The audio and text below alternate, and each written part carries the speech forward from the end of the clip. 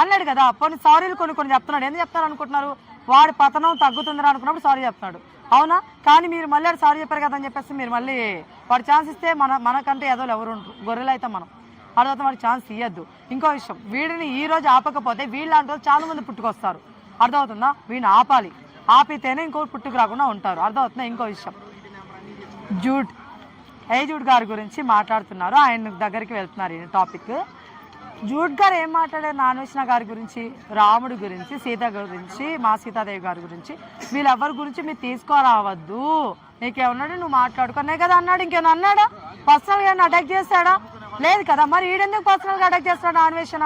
నాకు అర్థం కావట్లేదు. పోనీ దట్టు పర్సనల్ అంటే వాడు ఎవరైతే జూడ్ గారు ఎవరైతే మాట్లాడారో ఆయనతో ఫైట్ చేయొచ్చు కదా, అంతేగాని వాళ్ళ తమ్ముళ్ళు లాక్కుని వస్తారు మధ్యలోకి, వాళ్ళ ఫ్యామిలీని ఇంక్లూడ్ చేస్తారు. పర్సనల్గా ఎందుకు మాట్లాడుతున్నాం బ్రదర్? మీరు పర్సనల్గా అటాక్ చేయడానికి మీరు ఎవరు అసలు? అర్థమవుతుందా మీకు? నిజంగా మళ్ళీ బెదిరింపులు బ్రదర్. ఈ వీడియో కానీ డిలీట్ చేయకపోతే 2026 ఏంటో చూపిస్తాడంట. ఏం చూపిస్తావు నువ్వు? చెప్పు. మనోడు అంతగా డిసైడ్ అయిపోయినాడు, వాళ్ళ ఫ్యామిలీ నీకెందుకు, నీ సైడ్ అయితే తప్పలేదు కదా, నువ్వు పోరాడని చెప్పినట్టున్నారు జూడ్ గారికి.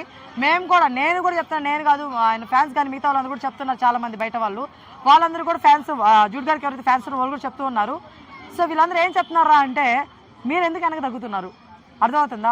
ఒక్కటే కదా పాయింట్ మీ తమ్ముడు గురించి, అంతే కదా. మీరు డిలీట్ చేస్తే మీరు వెనక తగ్గితే మేము అందరూ తగ్గినట్టే అని ఒక మాట అన్నారంట, ఆయన చెప్పారు. సో ఆయన ఎప్పుడైతే రీఅప్లోడ్ చేశారో రివెంజ్ సూపర్ అని అనిపించింది నాకైతే.